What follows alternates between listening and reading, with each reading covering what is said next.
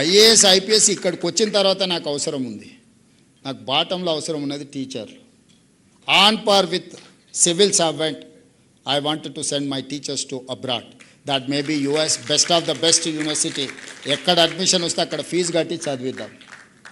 Harvard, Stanford, whatever it is, ఏది ఉన్నా వాళ్ళని అక్కడ పంపించి సంవత్సరానికి ఒక 10 మందినో 12 మందినో మనం స్పాన్సర్ చేసి మనం టీచర్స్ని పంపించి వాళ్ళకు ఒక ఇన్స్పిరేషన్. ఆ కాంపిటీషన్లో ఆ 10 మందిలో నేను ఉండాలి అనుకుంటే వాళ్ళలో పట్టుదల పెరుగుతుంది. బెస్ట్ పర్ఫార్మర్స్, కెరీర్ ఇదే అనుకున్న వాళ్ళను, ఒక గొప్ప టీచర్గా గుర్తింపు రావాలనుకున్న వాళ్ళను విదేశాలకు పంపించి ఒక నాణ్యమైన ఎడ్యుకేషన్ విధానాన్ని వాళ్ళకి నేర్పిద్దాం. 1 ఇయర్ స్టడీ లీవ్ ఇద్దాం. 1 ఇయర్ అవసరమైన వాళ్ళ ఎక్స్పెండిచర్, వాళ్ళకి ఏం కావాలనో ప్రభుత్వం నుంచి మనం ఖర్చు పెడదాం. వాళ్ళు ఉండాల్సిందల్లా పట్టుదల. ఈ ప్రభుత్వ పాఠశాలలో చదువుకునే పిల్లలకు ఒక దిశ నిర్దేశం చేసే విధానాన్ని మన సిస్టంలో మనం కరెక్ట్ చేసుకుందాం. ఎందుకంటే మనం జాబ్ ఇస్తున్నాం, వదిలేస్తున్నాం వాళ్ళని. వాళ్ళు చేసిండ్రా చేయలేదా, వాళ్ళ అవసరాలు ఏమున్నాయి, వాళ్ళ కష్టాలు ఏమున్నాయి, వాళ్ళు ఫర్దర్గా ఏమన్నా చదువుకోవాలనుకుంటురా మనం ఎప్పుడు మన ప్రాధాన్యతలో లేదు. ప్రాధాన్యతను తిరగరాయండి. నాకు ఫౌండేషన్ బలంగా ఉంటే ఎన్ని ఫ్లోర్లు అయినా కడతా, అదే చక్కగా లేకపోతే పైన ఏం కడతా నేను. కాబట్టి నేను ఫౌండేషన్, ఎడ్యుకేషన్ అనేది foundation for my state. Next floors అనేది skill. These 2 are 2 eyes for me. జనరల్గా ఏదో చెప్పేసినాం, స్కూల్కి పంపించినాం, సర్టిఫికేట్ ఇచ్చినాం. సంవత్సరానికి 1,10,000 మంది ఇంజనీరింగ్ గ్రాడ్యుయేట్ సర్టిఫికేట్ తీసుకొని వస్తారు. మీరు ఆ పిల్లలకి అప్లికేషన్ ఇచ్చి వాని ఉద్యోగం కోసం అప్లికేషన్ ఫిలప్ చేయమని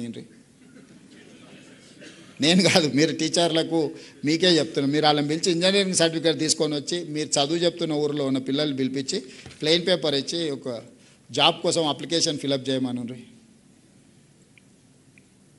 ఇది క్రిమినల్ వేస్ట్. వాడు ఇంజనీరింగ్ చదువుకున్న చిన్న జాబ్ కోడు, స్కిల్స్ నేర్చుకోడు. తల్లిదండ్రులు మా పిల్లోడు ఇంజనీరింగ్ అయింది ఉద్యోగం అంటారు, నా దగ్గరకు వస్తుంటారు కాన్స్టిట్యున్సీ నుంచో బంధువులు. మావాడు ఇంజనీరింగ్ చదివి పెద్ద చదువు చదివింది సార్ అంటారు. పేరెంట్స్కి తెలియదు కదా ఏం పెద్ద చదివినా అంటే, ఇక రారా సార్కి ఎప్పుడు నీ పెద్ద చదువు అంటారు. సరే ఏం చదివినా అంటే ఏదో కాలేజీలో ఇంజనీరింగ్ ఏదో చదివినా అంటాడు. ఓకే ఫైన్, ఏంద్రా ఎక్కడుంది ఉద్యోగం అంటే నాకేం తెలుసు సార్ అని. మరి నాకేంటి తెలుసు సార్ అంటే, మీ దగ్గర ఇంతమంది ఐఏఎస్లు ఉన్నారు కదా సార్, వాళ్ళని అడిగితే చెప్తాడు అంటాడు. అంటే వాడికి ఉద్యోగం ఎక్కడ దొరుకుద్దో, నేను ఎవరికి చెప్తే ఉద్యోగం వస్తుందో కూడా వాడు తీసుకొని రాడు. అన్నీ నువ్వే చూసుకొని నాకు ఉద్యోగం ఈసారి అంటాడు. ఇది సాధ్యమా? అంటే నేను అనేది ఆ పిల్లల్ని తప్పు పట్టడం లేదు, వాళ్ళని మనం తయారు చేయలేకపోతున్నాం. నేర్పితే ఎందుకు నేర్చుకోడు? అందుకే ఈరోజు గవర్నమెంట్ ఇంజనీరింగ్ కాలేజ్లో 24,000 మంది స్టూడెంట్స్ ఉన్నారు. 19 ఇంజనీరింగ్ కాలేజ్లో, 22 ఇంజనీరింగ్ కాలేజ్లో ఉన్నట్టున్నాయి. 24,000 స్టూడెంట్స్ ఉన్నారు. First 2 years in basic education what ever local, next 2 years వాళ్ళ స్కిల్ నేర్పడానికి విదేశాలకు పంపించడానికి ఈ పిల్లలు ఎవరెవరు ఉన్నారో, ప్లస్ అంబేద్కర్ ఓపెన్ యూనివర్సిటీలో జర్మన్ ఈ లాంగ్వేజెస్ మీద కూడా మనం పెడుతున్నాం. క్లియర్గా ఆ పిల్లలకి లాంగ్వేజ్ నేర్పి వాళ్ళకు ఇంజనీరింగ్ కాలేజ్ గవర్నమెంట్లో చదువుకుంటే ఉద్యోగం వస్తుందనే నమ్మకం, సొంతంగా ఉపాధి చేసుకోగలుగుతాం అనే నమ్మకం కలిగించేటట్ల ఇంజనీరింగ్ కాలేజీలను కూడా మనం ప్రక్షాళన చేయాలి. మన ఓరియంటేషన్ మారినంత వరకు ఇది మారదు. As a political executive I have to take responsibility. అందుకే ఈరోజు విద్యాశాఖ నా దగ్గర పెట్టుకున్నా. చాలామంది గతంలోనైనా సాగునీరు పెట్టుకున్నాడు. 80,000 పుస్తకాలు చదివాడు, కాళేశ్వరం కట్టాడు, 3 ఏళ్ళలో కూలేశ్వరం అయింది. నేనేం తీసుకోలేదే, అది రెవెన్యూ ఏం తీసుకోలేదు. అంతకుముందు రెవెన్యూ వాళ్ళ దగ్గర ఉన్నాడు, రెవెన్యూ నా దగ్గర లేదే.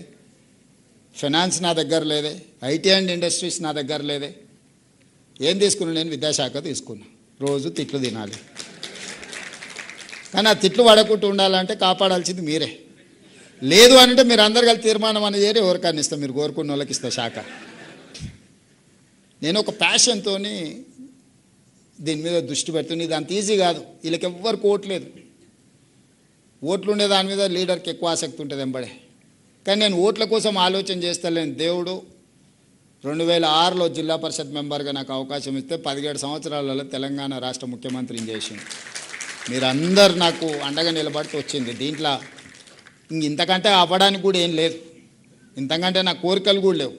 కానీ వచ్చిన దాంతో ఆ పిల్లలకి ఏదైనా చేయాలి. నేను ఎక్కడి నుంచి వచ్చినో అక్కడుండే పిల్లల గురించి నేను ఆలోచన చేస్తున్నాను. నా బాధ, నా తాపత్రయం నా పట్టుదల.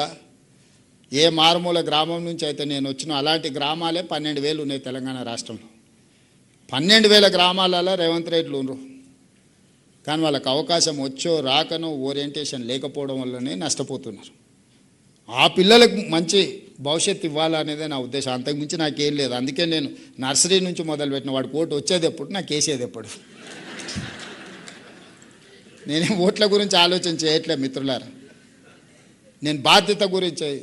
చాలామంది అధికారం కోసం కొట్లాడతారు. నేను అధికారం ఎక్కడైతే ఉంటుందో బాధ్యత ఉండాలని నేను భావిస్తా.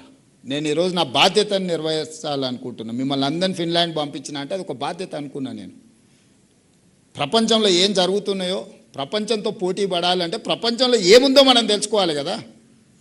గతంలో మనమే మన ప్రభుత్వ ఉద్యోగం, మనము teacher, police constable, RTC driver, ఇదే దానికి పోటీ పడ్డాం 30 ఏళ్ళ కింద. దానికి ఇక్కడిక్కడ చూస్తే సరిపోయింది.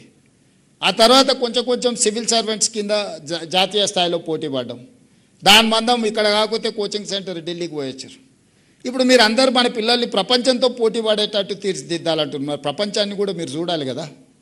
మీదైన కోణంలో చూసినప్పుడు, మీ అవగాహనతోని ప్రపంచాన్ని గమనించినప్పుడు మీరు ఆటోమేటిక్గా చెప్తారు.